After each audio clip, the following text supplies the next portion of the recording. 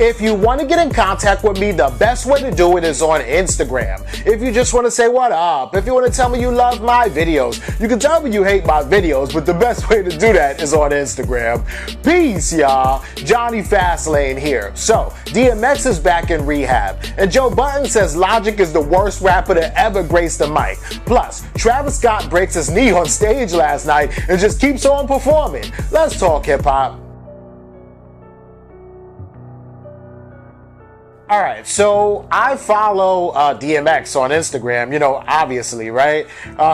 And, they put out a statement, and it wasn't DMX. It was like, I guess, his management or whatever, but it says in his ongoing commitment to putting family and sobriety first, DMX has checked himself into a rehab facility. He apologizes for his canceled shows and thanks his fans for their continued support, right? And this is crazy, man, because DMX has been doing really good lately, right? So the two shows that ended up getting canceled was 3 6 Mafia show, because DMX right now is on tour with 3 6 Mafia and Bone Thugs and Harmony, right? So he was supposed to perform yesterday with them, but he canceled that show. So instead the Yin Yang Twins stepped in for DMX, but Bone Thugs and Harmony and 3 6 Mafia was still there. And that was yesterday. But then today DMX was supposed to perform live in New York at Rolling Loud with like a bunch of other people. Like I think Lil Uzi Vert is going to be there today, and just mad people, right?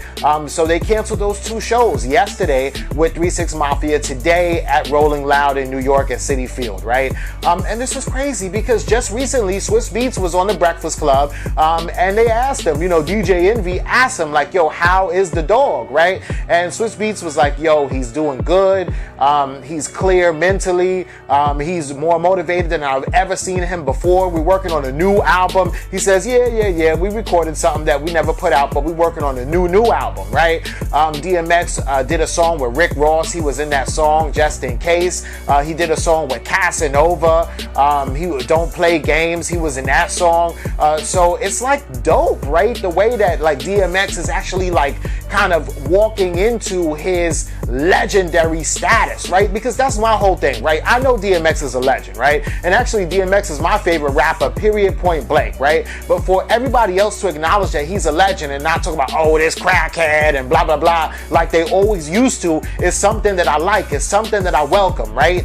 Recently, a lot of people have been putting out like top 50 rapper lists and top 50 producer lists and blah, blah, blah. And every podcast, every blogger, every rapper has come out with their top 50 rap lists, right? And DMX has pretty much been in everybody's list in the top 20, right? So to see something like that is dope, right? And I feel like right now is the time where DMX is like actually, enjoying like the fruits of his labor almost. You feel me?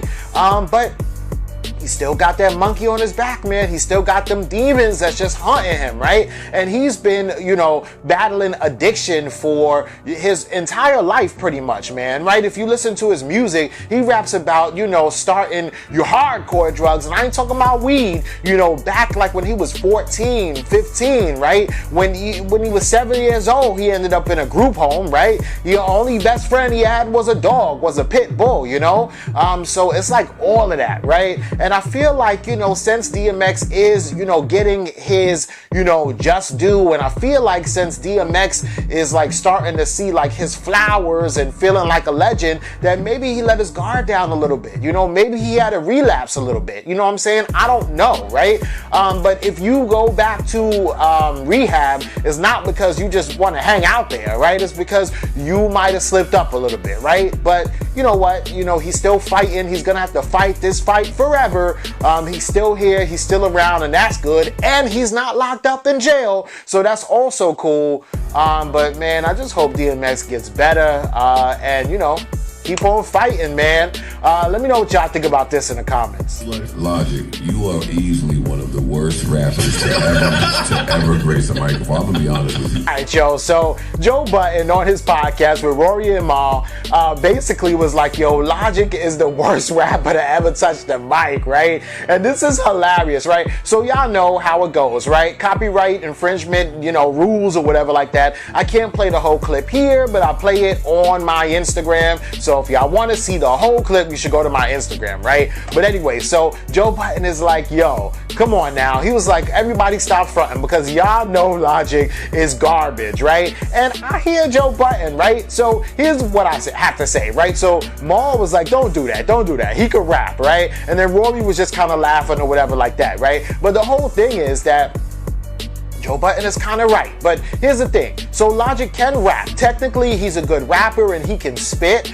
But it just kind of, to me, it kind of seems forced a little bit, right? It kind of, to me, Logic seems like the cool, you know, hip-hop nerd that's on the outside of the culture that just really wants to really bad be accepted by the Migos of the world or the Cardi B's of the world or Drake's or, you know, Kendrick's or the J. Cole, like the people that are revered as, you know, good rappers within the circle, right? So it's almost like, yeah, he could rap, but he's like not the popular kid or whatever to me, right? But it's funny because Logic sells mad records, right? He's like one of the top selling rappers in the last 10 years, right?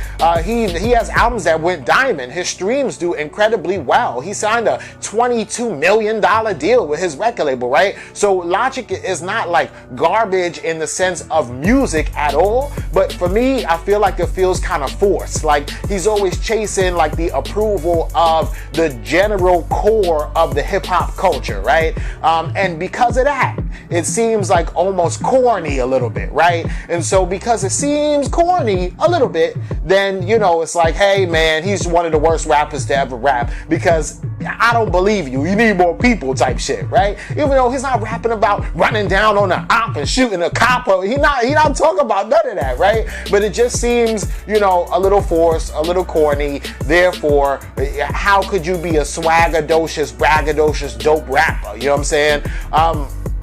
But Logic is cool, man. You know, Logic is kind of like Tyler, the Creator, or like Eminem, or Hobson a little bit to me. I put them all in that same like basket. Like, yeah, you could technically rap well, but I'm not sure if like niggas are riding through Brooklyn, you know, bumping Logic or whatever like that. You know what I'm saying? But anyway, let me know what y'all think about this in the comments. Rolling Loud is going on, man, here in New York. So Saturday and Sunday, you know, it's mad artists performing at Rolling Loud. It's going on without the presence of 5 rappers from New York that the NYPD requested Rolling Loud didn't let go on. And those 5 rappers didn't go on, man. 22G, Chef G, Pop Smoke, Casanova 2 times, and another Don Q, right? So it's crazy.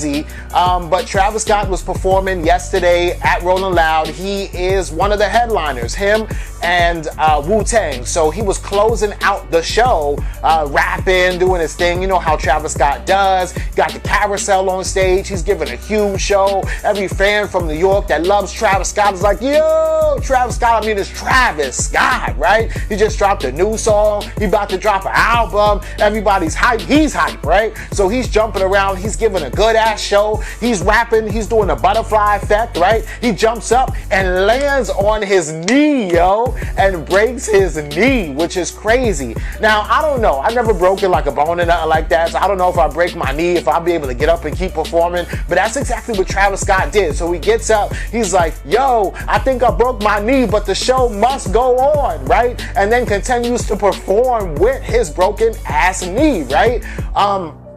And then, you know, your adrenaline is pumping and you go in and you just rocking the crowd. So maybe it doesn't even feel that bad when you break it at first, but once you done, then it will hurt like a motherfucker, right? So anyway, Travis Scott goes off the stage after he breaks his knee for like 2 seconds or whatever like that. They check out the knee, they wrap it in some kind of like leg brace, and he goes right back out on stage and continues to perform, right? This is dope, man, and I love it because it's like he's like dedicated to his showmanship, his craft, his performance. The show must go on. It shows that you a G and you want to take a licking and keep on ticking or whatever. You know what I'm saying? Like, this is fire what Travis Scott did last night. Let me know what you think about this and everything else in the comments down below. Don't forget to like, comment, share, subscribe. Make sure you hit that notification bell. Follow me at Jonny Fastlane on Instagram, and y'all already know what to do. Peace.